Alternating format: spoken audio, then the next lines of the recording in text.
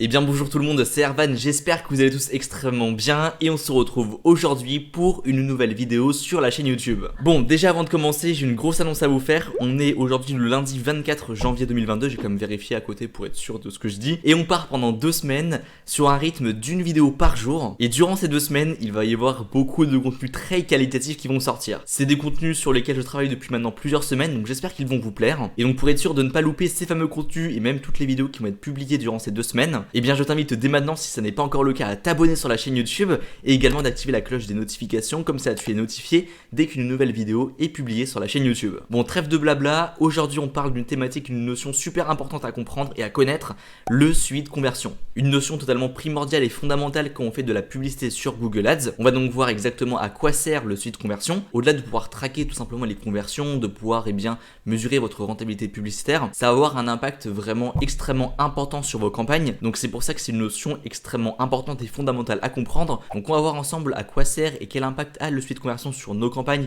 et sur notre rentabilité publicitaire. On va également voir les différents suivis de conversion qui existent sur Google Ads et ensuite on va voir les différents modèles d'attribution, donc les différentes configurations de suivi de conversion possibles. Et ensuite en fin de vidéo, je vous montrerai comment faire un comparatif des différents modèles d'attribution de vos suivis de conversion, donc des différentes configurations, pour voir quelle configuration est la plus performante selon votre activité sur Google Ads. Si jamais vous êtes intéressé pour un coaching, un accompagnement sur Google Ads, et bien pour toutes les personnes qui sont intéressées par soit l'apprentissage, soit l'optimisation de vos compétences, et bien je vous invite directement à aller voir en description de vidéo, mes coachings sont directement disponibles. Bon, voilà, instant pub terminé, on est bien, et puis on passe directement à la suite de la vidéo. À quoi sert le suivi de conversion? Oui, parce que depuis tout à l'heure, je vous dis que c'est une notion primordiale et fondamentale à connaître, mais est-ce que vous savez vraiment ce que c'est? Et bien c'est pour ça qu'on va commencer directement par établir ce qu'est et à quoi sert le suivi de conversion. Et après, comme je vous l'ai dit, on parlera de configuration et d'optimisation. Une première chose à savoir concernant le suivi de conversion, c'est qu'il permet d'identifier les mots-clés, les annonces, les groupes d'annonces, les campagnes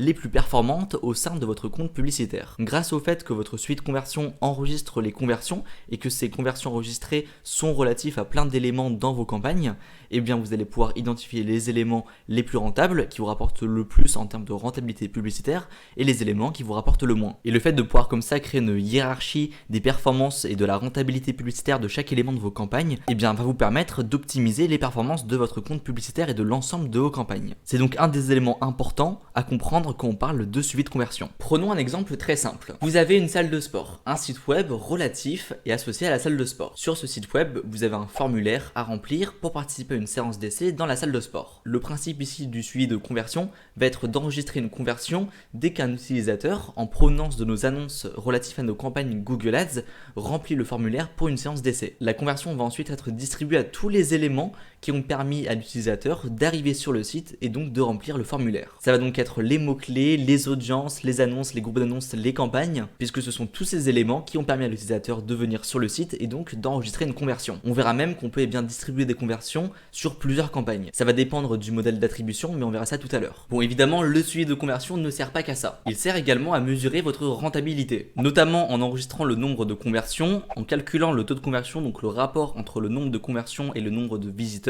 et votre coût par acquisition, donc le budget moyen nécessaire à vos campagnes pour générer une conversion. Vous allez donc bien pouvoir analyser votre retour sur investissement, donc votre ROI, et prendre des décisions plus éclairées en termes de dépenses publicitaires. Et en plus de tout ça, bien vous allez également pouvoir paramétrer les objectifs commerciaux de vos campagnes. Les objectifs commerciaux utilisent les données enregistrées dans votre suivi de conversion pour améliorer votre stratégie d'enchère et les performances de vos campagnes. Voyez l'objectif d'une campagne comme un petit peu une boussole qui va donner une ligne directive à votre campagne. Vous allez également pouvoir utiliser des stratégies d'enchère intelligentes comme par exemple maximiser les conversions ou alors CPA cible ou alors même ROS cible qui optimisent automatiquement vos campagnes en fonction de vos objectifs commerciaux. Voilà ce qu'on appelle le suivi de conversion et tout ce qui l'engendre. C'est pour ça que comme je vous l'ai dit, le suivi de conversion est un élément primordial et fondamental à connaître sur Google Ads. Passons maintenant en revue les différents types de suivi de conversion qui existent. Il existe, comme je vous l'ai dit, différents fonctionnements du suivi de conversion, donc différents types de suivi de conversion. On va commencer par exemple par les achats sur votre boutique. Donc dès qu'un utilisateur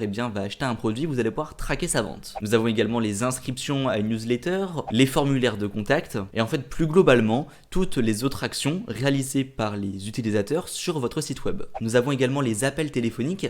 Alors cela peut être directement les appels liés à une extension d'annonce ou alors directement via un numéro numéro qui figure sur votre site web. Nous avons également les installations d'applications et les actions dans l'application. Donc dès qu'un utilisateur va installer une application mobile ou alors réaliser un achat ou autre activité au sein de l'application, eh bien cela va pouvoir être traqué et compté comme une conversion. Nous avons également les actions locales. Alors cela concerne par exemple les magasins physiques. Quand un utilisateur va taper sur itinéraire pour se rendre à l'adresse de votre magasin, cela peut être traqué et considéré comme une conversion. Voilà concernant les différents types de suivi de conversion qui existent. Parlons maintenant des différents modèles d'attribution, donc des différentes configurations qu'on va pouvoir attribuer à nos suivis de conversion. Alors il faut savoir que sur Google Ads, la plupart des annonceurs utilisent le dernier clic comme modèle d'attribution à leur suivi de conversion. Avec le modèle d'attribution dernier clic, donc la stratégie utilisée par la grande majorité des annonceurs sur Google Ads, le crédit d'une conversion revient à la dernière annonce sur laquelle l'utilisateur a cliqué et au mot-clé correspondant en ignorant toutes les autres interactions effectuées précédemment. Et en fait, on se rend compte avec ce modèle d'attribution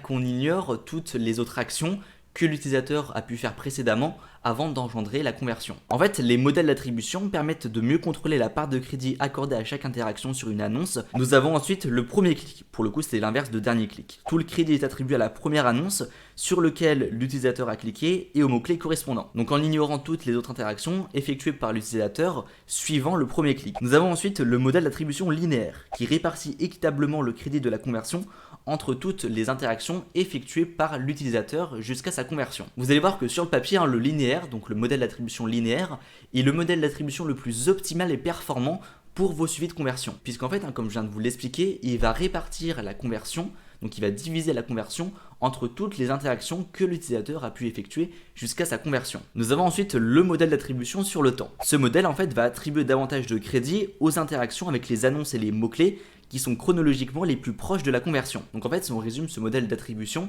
les premières actions auront un impact mineur par rapport aux dernières actions précédant la conversion. Nous avons ensuite l'attribution basée sur la position. Ce modèle attribue 40% du crédit à la première et à la dernière interaction et aux mots-clés correspondants par rapport à la conversion. Il répartit ensuite les 20% restants entre les autres interactions sur le chemin avant la conversion. Donc 40% pour la première interaction, 40% pour la dernière action précédant la conversion, et les 20% restants vont être répartis équitablement sur les actions effectuées entre la première interaction et la dernière interaction précédant la conversion. Et en fait, on peut voir que le suivi de conversion peut fonctionner de manière très différente selon le modèle d'attribution avec lequel il a été configuré et créé. Donc en fait, vous allez choisir le modèle d'attribution de vos suites de conversion par rapport au fonctionnement de votre activité, histoire d'avoir le modèle d'attribution le plus optimal et performant par rapport à ce que vous faites. Et justement, des fois, on peut avoir des petits doutes sur comment configurer nos suites de conversion pour que le modèle d'attribution soit le plus adapté à notre activité. Et pour ça, Google est très bien pensé puisqu'ils ont créé un comparatif pour comparer justement les différents modèles d'attribution et lequel est le plus adapté à votre activité. Vous allez donc sur votre compte Google Ads dans Outils et paramètres, Mesures, Attribution. Vous allez ensuite dans Comparaison de modèles. En fait, vous allez pouvoir, grâce à cet outil, comparer les modèles d'attribution par rapport à vos campagnes et savoir quel modèle d'attribution est le plus performant pour vous. L'attribution dernier clic a enregistré 625 conversions.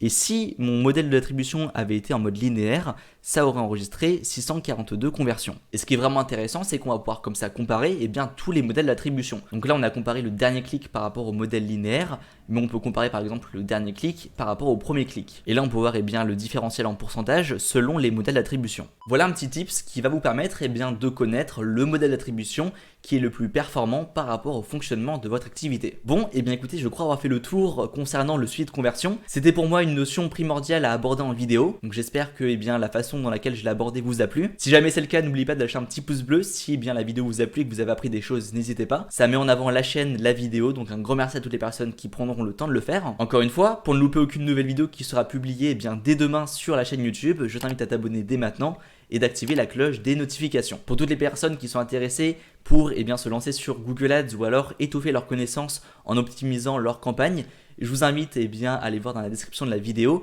Je propose des coachings, des accompagnements sur Google Ads afin de réaliser vos objectifs. Bon, écoutez, je crois avoir fait le tour de ce dont je voulais vous parler aujourd'hui. C'était Ervan, ciao tout le monde.